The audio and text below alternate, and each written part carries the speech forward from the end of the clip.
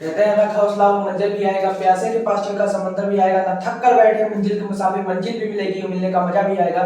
जय हिंद दोस्तों, मैं शशांक शुक्ला स्वागत करता हूं आप सभी का वायरलेस क्लासेस की इस लेटेस्ट धमाकेदार वीडियो में। दोस्तों आज हम बात करने वाले हैं क्लास 10th साइंस की, जिसमें हमारा चैप्टर नंबर 1 चल रहा है और टॉपिक क्या रहने वाले हैं हमारे रासायनिक अभिक्रिया की पहचान करना, कि रासायनिक अभिक्रिया हुई है कि नहीं हुई है, ये चीज हम जानेंगे। अगली चीज संतुलित और असंतुलित रासायनिक समीकरण किसे कहते हैं, इसके बारे में हमें जानना है आज के टॉपिक में। पहले बात तो पिछला जो जिन्होंने लेक्चर नहीं देखा है, पिछला वीडियो जिन्होंने नहीं देखा है वो देख ले जाके, रिस्पांस बेटा अच्छा लाओ, ठीक है ना, पढ़ाई लिखाई में ध्यान लगाओ, ठीक।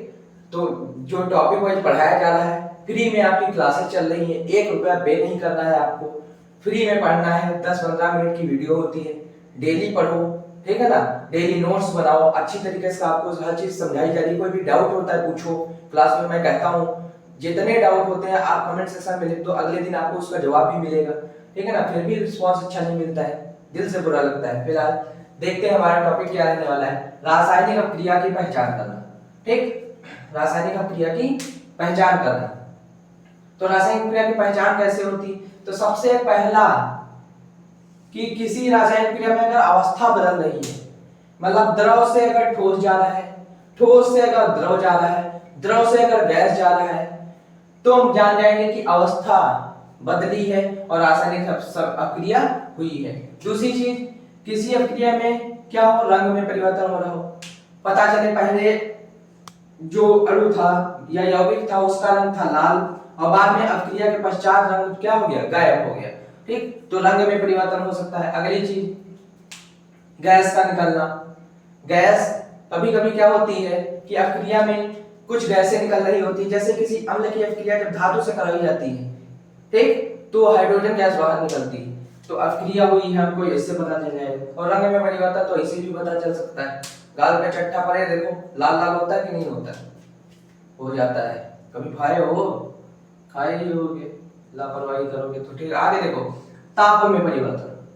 किसमें परिवर्तन, ताप में परिवर्तन। ताप में परिवर्तन कैसे होता है, जैसे किसी अपक्रिया में ताप बदल रहा हो, ठीक, पता चले 0 डिग्री सेल्सियस है, उससे बढ़ के 5 डिग्री सेल्सियस हो गया, तो ताप बदल रहा है, तो हमें पता चल जाएगा कि रासायनिक प्रक्रिया हुई है। अगली चीज, अवक्षेप का होना। अवक्षेप क्या होता है कि कभी कभी रासायनिक प्रक्रिया में क्या होता है, नीचे सफेद सफेद पदार्थ बैठ जाता है तली में।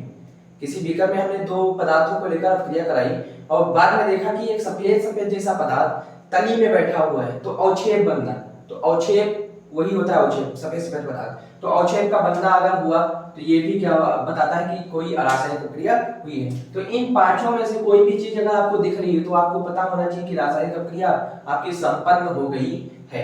अब आज भी बात करते हैं संतुलित और असंतुलित रासायनिक समीकरण में। कल जो मैंने समीकरण लिखाई थी Mg+O2, गिर जाओ में MgO, ठीक। इसमें देखा जाए तो देखिए, क्या तीर के दोनों ओर परमाणुओं की संख्या बराबर है, तो इधर देखिए लिखा हुआ है Mg1 है, इधर Mg1 है, बराबर है। इधर ऑक्सीजन की बात की जाए 2 है, इधर ऑक्सीजन क्या है, अकेला है, तो परमाणुओं की संख्या दोनों ओर बराबर नहीं है। तो ऐसी रासायनिक समीकरण, ऐसी रासायनिक समीकरण, साथ साथ बोलते चलिए, ऐसी रासायनिक समीकरण जिसमें तीर के दोनों ओर,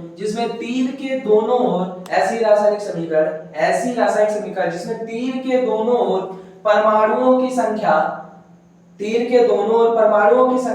बराबर नहीं होती है। ऐसी रासायनिक समीकरण जिसमें तीर के दोनों ओर परमाणुओं की संख्या बराबर नहीं होती है, असंतुलित रासायनिक समीकरण कहलाती है। क्या कहलाती है, असंतुलित रासायनिक समीकरण कहलाती है। और असंतुलित रासायनिक समीकरण को कंकाली रासायनिक समीकरण भी कहा जाता है। कौन सी समीकरण कहा जाता है, कंकाली रासायनिक समीकरण भी कहा जाता है। तो ऐसी, क्या बोला, ऐसी रासायनिक समीकरण जिसमें तीर के दोनों परमाणुओं की संख्या बराबर नहीं होती है, क्या कहलाती, असंतुलित या कंकाली रासायनिक समीकरण कहलाती है। और अगर संतुलित की बात की जाए, तो उल्टा कर दीजिए कि ऐसी रासायनिक समीकरण जिसमें दोनों ओर परमाणुओं की संख्या बराबर होती है। ऐसी रासायनिक समीकरण जिसमें दोनों ओर, किसके दोनों ओर, तीर के दोनों ओर, पगला, ऐसी रासायनिक समीकरण जिसमें तीर के दोनों ओर परमाणुओं की संख्या बराबर होती है क्या कहलाती है? संतुलित रासायनिक समीकरण कहलाती है। अब बस मेन टॉपिक आपका अगला टॉपिक स्टार्ट होने वाला है। कौन सा? रासायनिक अभिक्रिया को संतुलित करना या रासायनिक समीकरण को संतुलित करना है। आपका चैप्टर ज्यादा बड़ा रहने वाला नहीं है, बस 3 से 4 लेक्चर और ये चैप्टर खत्म हो जाएगा। ठीक, रासायनिक अभिक्रिया को संतुलित करना पहले हम सीखेंगे। ठीक, 1-2 वीडियो उस पे जाएंगी, अगला रासायनिक क्रिया के प्रकार पे जाएंगे 1-2 वीडियो। तो 3 से 4 लेक्चर में आपका चैप्टर बहुत अच्छी तरीके से कवर हो जाएगा। बस आप लोगों को फॉलो करते रहना है, सीधी बात की जाए तो लेक्चर 1 से लेकर लास्ट लेक्चर तक फॉलो करिए, आपको चैप्टर बहुत अच्छी तरीके से समझ में आने वाला है। बस लापरवाही मत करिएगा, ठीक है ना? क्योंकि संकल्प बैच आपका स्टार्ट ही है, चल ही रहा है, और इसमें आपको फ्री साइंस भी पढ़ाई जा रही है, मैथ भी पढ़ाई जा रही है।